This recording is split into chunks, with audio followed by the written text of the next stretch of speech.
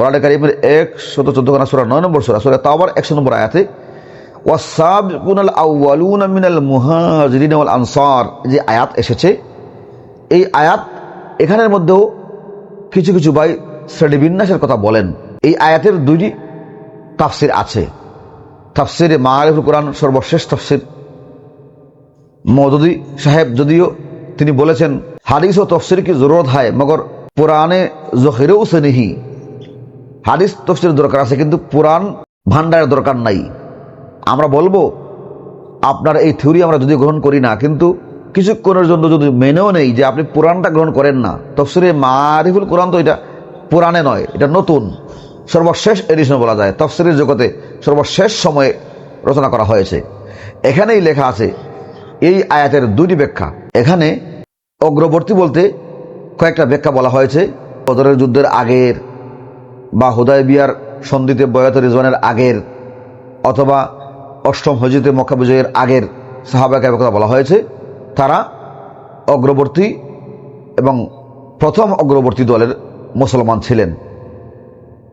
এখন এই অর্থ নিয়ে কিছু ভাই বলেন যে যারা ফতে মক্কার আগে ইসলাম গ্রহণ করেছেন তারা আমাদের মিয়ারে হক সত্যের মাপকাঠি অনুসরণীয়, এবং ফতে মক্কার পরে বদর যুদ্ধের পরে বয়াত রিজওয়ানের পরে যারা ইসলাম গ্রহণ করেছেন তারা সত্যের মাপকাঠি হতে পারবেন না, মিয়ারে হক হতে পারবেন না, অনুসরণ হতে পারবেন না। অথচ এই আয়াতে দুইটি ব্যাখ্যা আছে।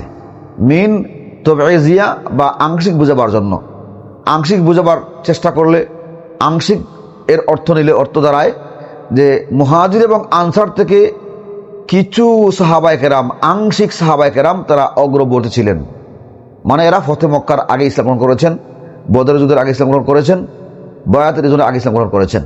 আর ওয়াল্লাযিনা তাবাউহুম বিইহসান, অগ্রবর্তীদেরকে যারা যথাযথ অনুসরণ করেছেন তাদের জন্য রাদিয়াল্লাহু আনহুম ওয়া রাযওয়ান, আল্লাহ তাদের প্রতি সন্তুষ্ট। তাহলে একই আয়াতে প্রথম অংশে যাদেরকে অগ্রবর্তী বলা হয়েছে তাদের নিঃশর্তভাবে জান্নাতের ঘোষণা এসেছে, তাদের প্রতি সন্তুষ্টির ঘোষণা এসেছে, এবং তাদেরকে যারা অনুসরণ করেছেন যথার্থভাবে, এই যথার্থ অনুসরণের শর্তে তাদেরকেও সন্তুষ্টির আওতায় নিয়ে আসা হয়েছে, বাকি রাখা হয় নাই। তাহলে তাদেরকে যথার্থ অনুসরণ কারা করলেন? ফতে মক্কার আগে, বদর যুদ্ধের আগে, বয়াত রিজওয়ানের আগে যারা ইসলাম গ্রহণ করেছিলেন তাদেরকে কারা যথার্থ অনুসরণ করলেন? আপনার যুগের মানুষ, আমার যুগের মানুষ, নাকি ওই সাহাবায়ে কেরামের যুগেই যারা ফতে মক্কার পরে ইসলাম করেছেন, যারা বদর যুদ্ধের পরে ইসলাম গ্রহণ করেছেন, যারা বয়াত রিজওয়ানের পরে ইসলাম গ্রহণ করেছেন, সেই সাহাবায়ে কেরামই যথার্থ অনুসরণ করেছেন, এবং তারা অনুসরণ করেছেন বলেই আল্লাহ তাআলা রাদিয়াল্লাহু আনহুম ওয়া রাযওয়ানহু বলেছেন। এখানে যদিও পার্থক্যটা আমি আগে বলেছি, এই পার্থক্যটা সাহাবায়ে কেরামের পরস্পরের মধ্যে সিরিয়াল বিন্যাস, শ্রেণীবিন্যাস হয়েছে, এটা আল্লাহর দৃষ্টিভঙ্গিতে, আপনার আমার দৃষ্টিভঙ্গিতে নয়।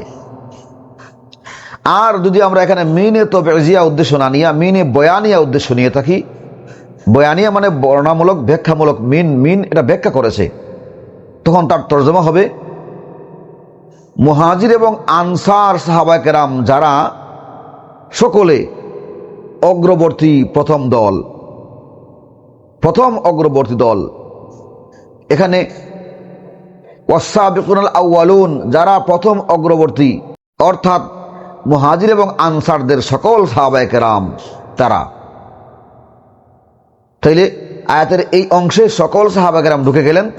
ফতে মক্কার আগের এবং ফতে মক্কার পরের, বদর যুদ্ধের আগের, বদর যুদ্ধের পরের, বয়াত রিজওয়ানের আগের, বয়াত রিজওয়ানের পরের, এই কোনো পার্থক্য রইল না।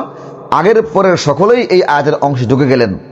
সমস্ত সাহাবায়ে কেরাম তারা সাবিকুনাল আউয়ালুন প্রথম সারির মুসলমান, এবং ওয়াল্লাযিনা তাবাউহুম বিইহসান তাদেরকে যারা যথার্থভাবে অনুসরণ করবেন।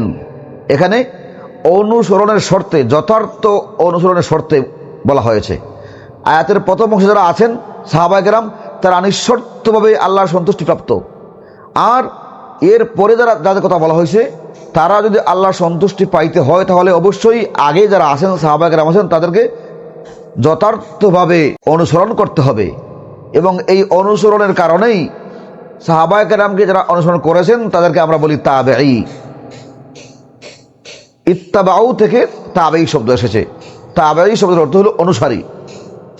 এই জন্য সাহাবায়ে কেরামের পরের স্তরে যারা আছেন তাবেঈ, তারা যদি যথার্থভাবে সাহাবায়ে কেরাম অনুসরণ করেন তারাও আল্লাহর সন্তুষ্টি পেয়ে যাবেন।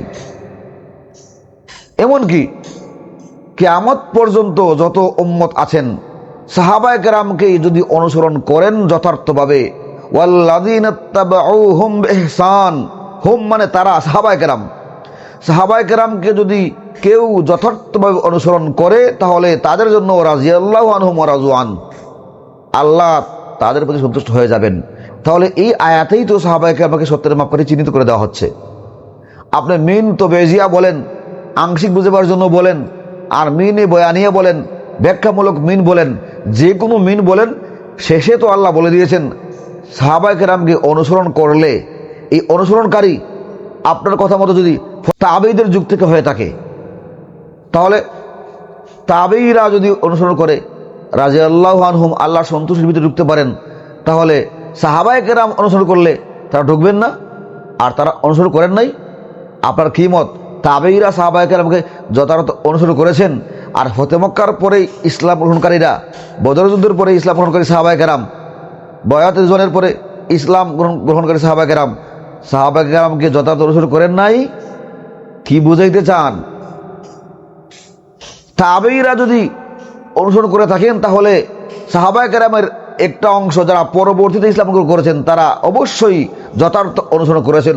এই কারণেই আল্লাহ তাআলা রাদিয়াল্লাহু আনহুম ওয়া রাযু আনহু ঘোষণা দিয়েছেন কোরআনে কারিমে, ওয়া কুল্লাহু ওয়াদাল্লাহুল হুসনা, সকলের জন্য আল্লাহর হুসনা বা জান্নাতের ওয়াদা। এটা কেন বলেছেন? তারা যথার্থ অনুসরণ করেছেন। যদি আমরা শ্রেণীবিন্যাস মেনেও নেই, তাদের মধ্যে পার্থক্য ছিল আগের এবং পরের, কিন্তু আল্লাহ তাআলা আগের পরের পার্থক্য করে আমাদের জন্য ছেড়ে দেন নাই যে তোমরা পার্থক্য করো, তোমরা মানতে অথবা মিয়ার হক মানতে, সত্যের মাপকাঠি মানতে পার্থক্য করো, এটা আল্লাহ বলেন নাই। আল্লাহ বলে দিয়েছেন তোমাদের জন্য সকলেই ঢালাওভাবে সমান, তোমরা মূল্যায়ন করতে হবে, সম্মান করতে হবে। এবং এই কিতাবে আমি একটা একটা করে অনেকগুলো দলিল দিয়েছি, আমি আপনাদেরকে শোনাবার চেষ্টা করছি।